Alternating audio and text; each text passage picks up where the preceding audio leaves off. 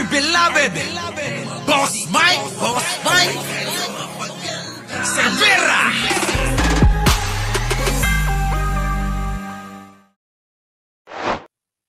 Magandang umaga, magandang hapon at magandang gabi sa mandako ng mundo naroon kayo. Siyempre, magandang buhay na rin para sa ating lahat.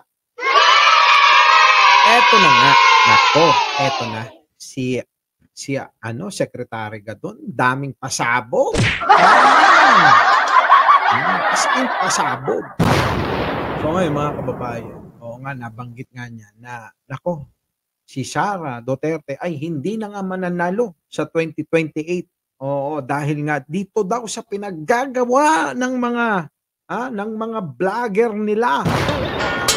Bobo na vlogger nila eh. 'Di ba? Asa pa kayong mananalo si Sara? Naku, malabo na. Malabo pa sa tinta ng pusit. Oh. So ngayon, eto, sige, pakinggan natin ha. Pasok. Oh, pasok. Mga Duterte supporters. At yung mga Duterte vloggers at yung mga TV radio host na araw-araw ay tinutuligsa si Presidente Bongbong Marcos, tinatawag nilang bangag. Sino ba yung mga yan? Si Maharlika, si Labanat Bay, di ba? SMNI, di ba? Mga amuyong na mga vlogger, oo. Di ba? Ano yan? O, sino pa ba? Yung mga supporter, yung mga yung mga troll. Grabe, yung mga tawag-tawagin nila si Pangulong Bongbong Marcos na bangag, ano? At drug addict. Ito ang magpapahama kay Inday Sara sa 2028. Dahil ginalit nila ang mga Ilocano. Naku, ayan na. Dahil ginalit nyo mga Ilocanong katulad ko. Katulad namin, ay yari kayo. Bakit? Marcos loyalist at mga Waray at mga Ilonggo ay siguradong hindi nila iboboto si Sara sakaling tumakbo ito na presidente sa 2028. Hindi talaga. Hindi na boboto mga Ilocano, Waray, mga Ilonggo at ang Solid North. Wala kayong ganun. Wala. Diba? Tuloy. Malamang na matatalo lamang si Sara. In fact, kung maglalaban sila ni Lenny o one-on-one, ay matatalo pa rin si Sara. Ako, alam nyo sa totoo lang, may punto si si Secretary Gadon. Oo, may punto. Meron. Naloko na. Oo. Bakit kanyo? Hayaan na natin si attorney. Pagkat si Lenny ay may solid na 15 million votes. Kung tatanggalin mo yung Marcos votes at Marcos loyalist, mga Ilocano votes, na napakalaki niyan ha. Isipin nyo, Ilocos Norte, Ilocos Sur, Pangasinan, La Union, Cagayan, Isabela, at yung mga Ilocano sa Mindanao. Napakaraming Ilocano sa Mindanao at saka sa Cebu. Tanggalin mo yan at ibigay mo kay Lenny, panalo si Lenny. Correct, panalo. Pero kasi ganito, mga kababayan, sana maintindihan nyo si Pangulong Bongbong Marcos. Dahil nga, gusto na nga na maging maayos, maging unite ang mga Pilipino, nagagawa niya na makipagpatawaran na lang sa mga dilawan, sa lahat ng mga di ba, ng mga masasamang mga nangyari sa atin na wala namang naging magandang naidulot. Tama naman si Pangulong Bongbong Marcos doon. Dapat talaga mag-unite na talaga tayo. Kasi wala na nang maidudulot na mabuti yung hukayin pa yung mga bagay-bagay na mga hindi naman na kailangan, yung mga bagay-bagay, yung mga nangyari nung mga nakaraan na hindi na makakatulong sa ating kailanman. 'Di ba? Tama si Pangulong Bongbong Marcos na siya na mismo ang lumapit sa mga dating mga tumutuligsa, sa mga dating mga yumurak sa nila. Kita nyo? Diba? At pinakita niya sa gawa, sa salita. Hindi lang sa salita, kundi sa gawa. Kita nyo, tingnan nyo sila Lenny. Ano sinasabi ngayon? Diba? Ano sabi ni Lenny? Ito. Tingnan nyo yung sabi ni Lenny rito. To the current administration, mas maganda yung treatment ng current administration as far as China is concerned. Kita nyo, di ba? Pabor sila kay Pangulong Bongbong Marcos. Kasi ngayon, fine-flex natin yung ating rights, but we should have done it 6 years ago. Hindi pala 6 years ago, 8 years ago. Di ba? So sa akin, hopefully, ngayon na fine-flex natin, mas nasa tamang posisyon tayo. Kita nyo yung mga salita? Mas nasa tamang posisyon tayo.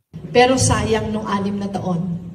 Correct, sayang yung 6 na taon na dapat noon pa na yun na ipanalo natin, yung posisyon dyan sa may West Philippine Sea, abay walang ginawa si Digong. Bagong-bago pa lang yung posisyon ng arbitral tribunal. Di ba? Oh, yun yung sinasabi ko. Na yung mga dilawan, ngayon mga boss, sang-ayon na sa ginagawa ng Pangulong Bongbong Marcos. Hindi lang sa salita, kundi sa gawa. Pinapakita niya sa mga dating mga malulupit na taga-tuligsa na mga oposisyon niya, na mga dating mga yumuyurak sa kanilang pamilya. Pero ngayon, kita nyo, nag-iba na ingihip ng hangin. Ang problema ngayon, yung dating kakampi, nagkukunwaring kakampi, ay never palang naging kakampi si Duterte. Ginamit niya lang ang mga Marcos para manalo sa eleksyon. So, dahil may solid na dating 15 million si Lenny Ang mahirap dito sa mga vloggers na ito, dito mga DDS supporters na ito, hindi sila marunong ng political mathematics. Bobo nga. Hindi nila alam yung laban. Hindi. Kahit tanong nyo pa kay Mima. Si Presidente Duterte, si former President Duterte, nanalo lamang siya dahil sa boto ng Marcos loyalists at mga Ilocano. Dahil kasi noong panahon na yon, ang kalaban ni Presidente Duterte ay si Mar Rojas at saka si Binay. Parehong dilaw yon. So natural, no choice. No choice ang mga Ilocano, ang mga Marcos loyalists. Siyempre no choice talaga. 'Di ba? Lalong-lalo na ng pangakuan na ililibing si dating Pangulong Ferdinand Marcos Sr. sa libingan ng bayani. Siyempre gustong-gusto ng mga loyalista 'yan. Alam niyo naman kami mga loyalista di ba? Hindi dahil sa uto-uto ay natupad naman. So ibig sabihin, yung ginawa ni Duterte, ginamit yung pagpapalibing kay dating Pangulong Ferdinand Marcos Sr. Para manalo sa eleksyon. Ni Presidente Duterte at then Mayor Duterte na ipapalibing niya sa libingan ng mga bayani si President Ferdinand Marcos Sr. See? Sabi ko sa inyo ipinangako yan. So therefore, siya ay binoto. Correct. Alam naman na iboto ng mga Marcos loyalists at mga Ilocano si Mar Rojas at saka si Binay. Nadilawan mga boss, di ba? Tinatawag nilang magnanakaw si BBM at ang Marcos family. Di siyempre, forced to vote for Duterte. Kaya hindi sila... Siyempre napilitan talaga. Ito na, tignan nyo, pakinggan nyo to mga kababayan. Nung mga panahon na yan, ay walang ginawa itong mga dilawang kundi siraan, yurakan ang pagkatao ng mga Marcos, tawaging magnanakaw. Ngayon naman, sa panahon ni Duterte, bangag. Kita nyo nangyari sa kanila. Kaya maliwanag dito. Oo, tama. May punto si Secretary Gadon dito na baka hindi na nga manalo si Sara. Baka nga kahit anong posisyon, hindi manalo yan Di ba? Pwede magmalaki na napakalaki ng boto nila. Kung magwa one-on-one, si Lenny at si Sara, malamang matalo si Sara. Dahil kasi hindi siya iboboto ng mga Marcos loyalists at mga Ilocano. Tawagin ba naman nilang bangag? Ayan na. At adik si BBM, i-expect mo ba na boboto pa sa kanay kay Sara yung mga yan? Hindi na, wala na. Galit nga yung taong bayan. Galit nga yung mga loyalista. Tignan mo, nagrarally na Diba? Ang daming nagsulputang mga loyalistang vlogger Isa na ako doon, di ba? Hindi naman tayo naggaganito. Siyempre, dahil nga sa pagiging loyalista natin, ayan, nandito tayo. Pasok.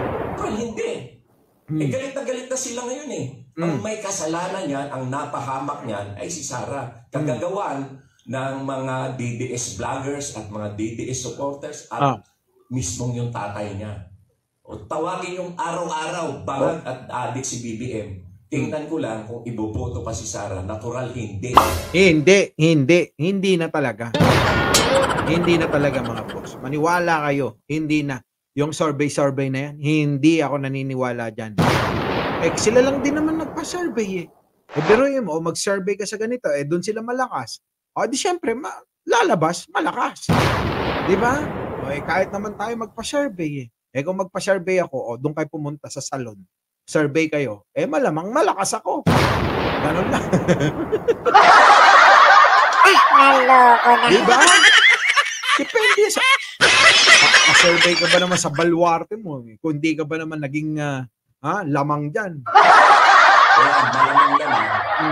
Malamang ano? Matatalo lamang si Sara sa 2028. Lalo na, halimbawa, nagsalip ang puwersa ni Martin Romualdez at halimbawa, sa kalaunan ay nagsama si Martin at saka si Lenny. Wala na. Kuha na yung boto ng kabila plus yung boto ng Marcos Loyalist at Ilocano. Wala na. Kaya walang patutunguhan ang candidacy ni Sara sa 2028 dahil pinalik nila ang mga Marcos Loyalist, ang mga Ilocano at mga waray ni Imelda Marcos. Correct. At ang mga Ilonggo na nasasakupan ni First Lady Lam. Ginalit nila eh. Correct. Alam naman na, tinawag mo nga kaming bangag, tinawag mo kaming adik. Iboboto pa rin kita? Siyempre, hindi na. Diba? Hindi na. Naloko na. Boboto nyo pa? Kalokohan naman yun. Dami na nga mga vlogger dati mga hindi naniniwala na talagang hindi kakampihan si Duterte. Naloko Ako lang na. nagsasabi.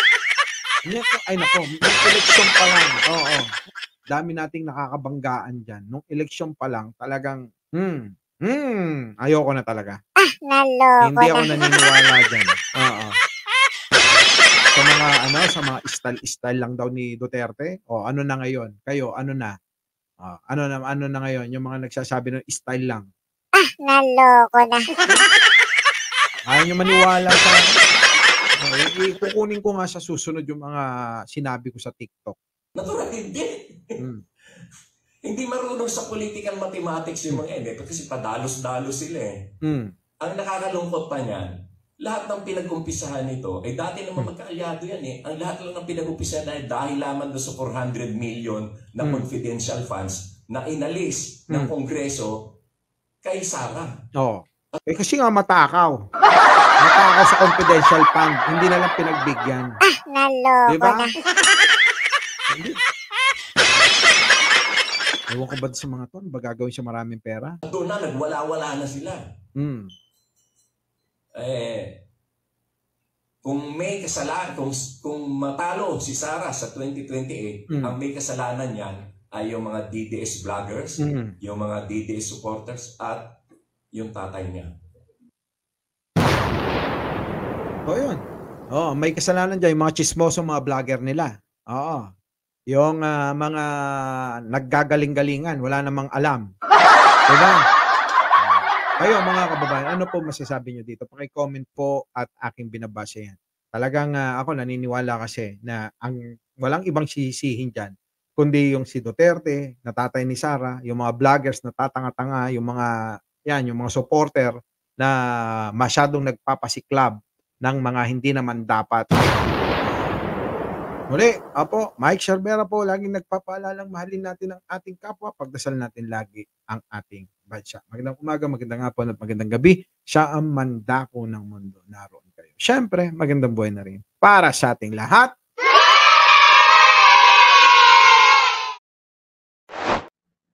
Our beloved Boss Mike Cervera.